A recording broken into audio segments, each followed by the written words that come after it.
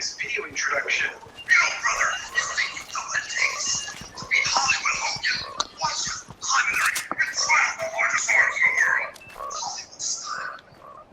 48 other wrestlers could be unlocked through competing levels in the tournament mode or via cheat codes, which we believe was only exclusive to the PS1. But to mark the 1999 release on the N64, Goldberg would be an exclusive to the game. Okay. Well, Goldberg wasn't the only exclusive. In fact, they had the whole Thunder roster in that game. Well, let's be fair. Goldberg was the most notable one. Number 3, SmackDown vs. Raw 2008. Now, this game featured an extended roster due to the fact that the game featured the ECW brand for the first time. It would also be a game that featured a slim variety of legends, only 6. This would be The Rock, Stone Cold, Roddy Piper, Mick Foley, and Bret Hart. There were more legends, but only as a console exclusive, and this was for the PSP version of the game. The 3 legends were Sergeant Slaughter, Eddie Guerrero, and Jim Neidhart. About 5 Texas, weighing in at 228 pounds, Eddie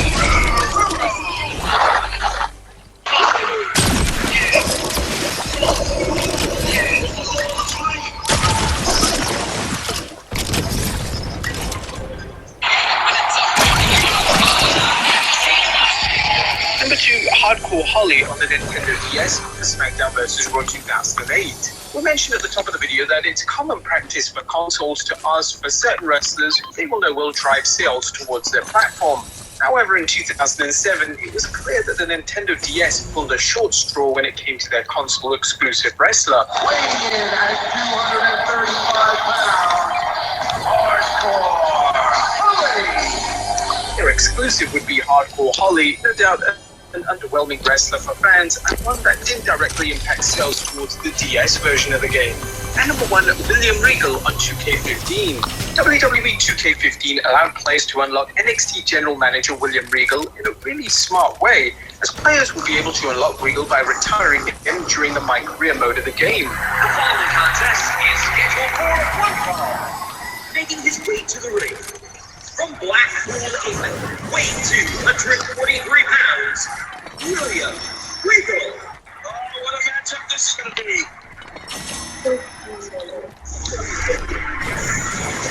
However, this unlocking was only available on the Xbox One, PS4, and PC versions of the game. The other consoles, the PS3 and Xbox 360, permit to include Regal in the game as a playable character. But there you have it, folks. Every WWE wrestler console exclusive. Did we miss any out? Which was the best exclusive? Let us know in the comments down below. Most of the time in WWE games, being a good player can lead to being rewarded, whether it's being given an in-game currency, unlocking certain unlockables, or earning achievements and trophies for winning matches or progressing through certain modes. There is, however, some rare times that WWE games don't become too kindly to being such a good player. There has been some moments where a few different difficulty curves have been thrown out there to make your gameplay experience more punishing.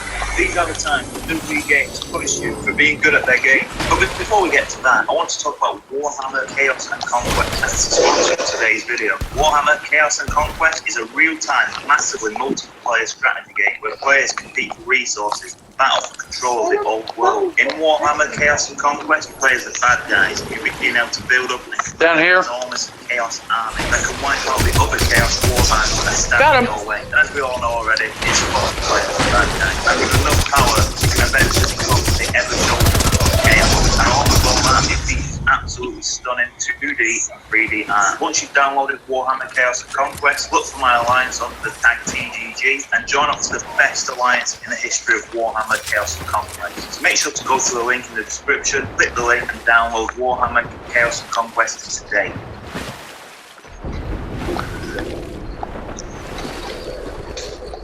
Interferences during matches that you are dominating is most likely the longest running punishment for being a good player in WWE games ever. If you've played a WWE game before, you've most likely seen an interference during a match. Sometimes it's not in your favour, sometimes the interference even going in your favour because you're the one taking the big beating. But in this case, I'm talking about the ones you're probably more used to, and that's interferences against you. We've all had the same scenario. The match is going so easy for you, almost too easy. You're just about to put the final beat on your opponent, and then out of nowhere, the music of a rival or an ally of a superstar you're beating up plays.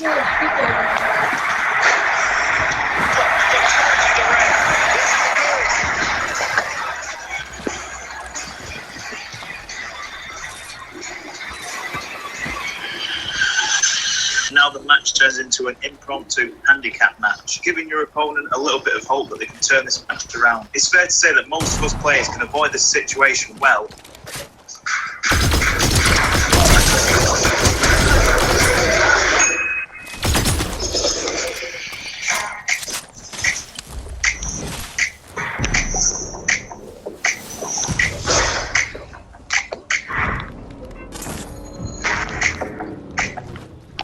Kohl's has the gear that makes great gifts.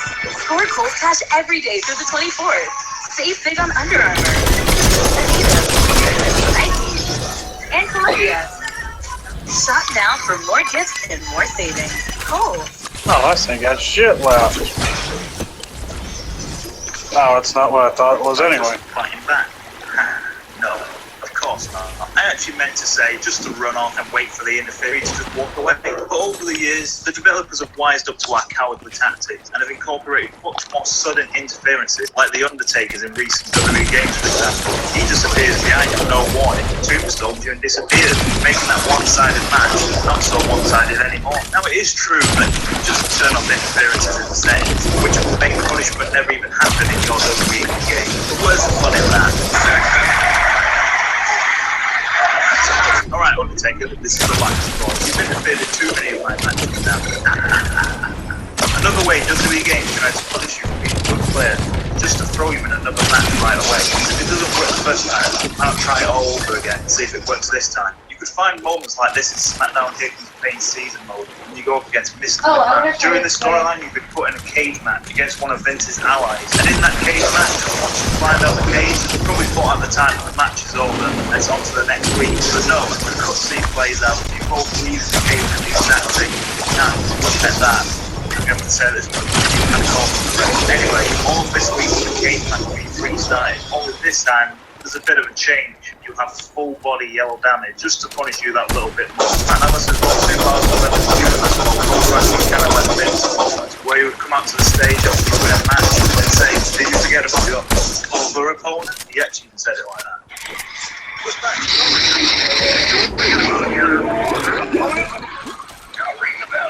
I mean, it's hard to forget this moment seems to happen like all the time in Universe Mode. It was like you would beat everyone on the roster. You think it's all over forever, and then you forget about the other opponent. Vince, it seems that you've forgotten I've beaten everyone. Leave me alone already. There is no other opponent. Sometimes throwing out the extra difficulty curve was just not enough for WWE Games to punish good players. In WrestleMania 2000's Road to WrestleMania mode, you have an opportunity for the WWE title at the SummerSlam pay-per-view. Win that title, keep on defending it until you February as the champion, and you will be rewarded, or should I say punished, with a special, not so great cutscene. After one of your matches on Raw, you will see Mr. McMahon and The Undertaker making their way to the ring.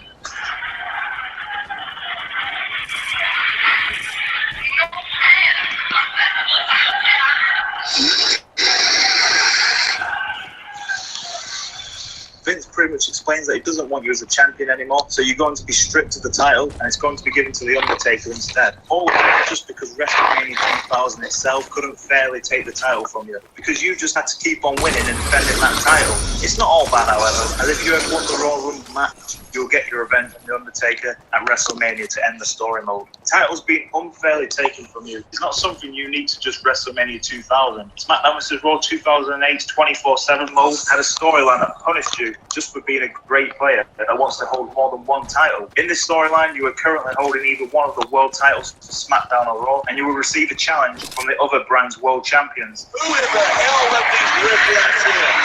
What DCW? This thing's good ugly. No.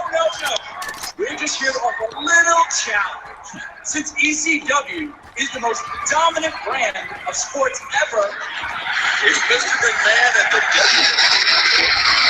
let me remind you. 5 teams and 1 guy. That makes this round 0, mister. But you know, your boldness has sparked in me a wonderful idea for Survivor Series. Now the main event will be a triple threat match between WWE World Heavyweight and ECW Champions.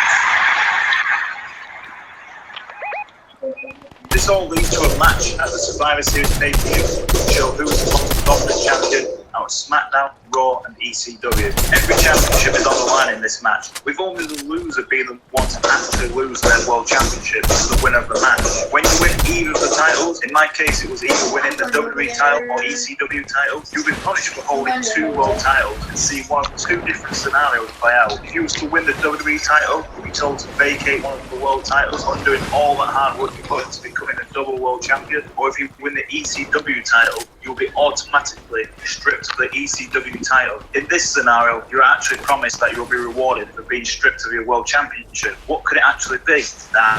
Pay rise, nice. So I guess it's not all bad. We've approved a salary bonus for you in the amount of $1. Keep up the good work. Screw this, where's the options code to AEW? There's even some WWE games that have just had enough of you being a good player, and instead of trying to take things from you or bumping up the difficulty to try and get you to lose, they put you into an unwinnable match instead. Because what else is more of a guaranteed punishment than putting you into a match that no matter what you do in the match, the result is already set, and your character that most likely been in a lot of pain, equal opponent celebrating them. Where are they? Oh, dead. 2 moments of this happening in WWE games. One of those times was in SmackDown 8. During one of the matches on a Raw show, post-match, Yo, motherfucker! your character running out to save the day, but it all failed with your character being taken out also. This leads to your current rival coming down to the ring and starting your planned match right there and then. And all you can do Guy up top. is character loses.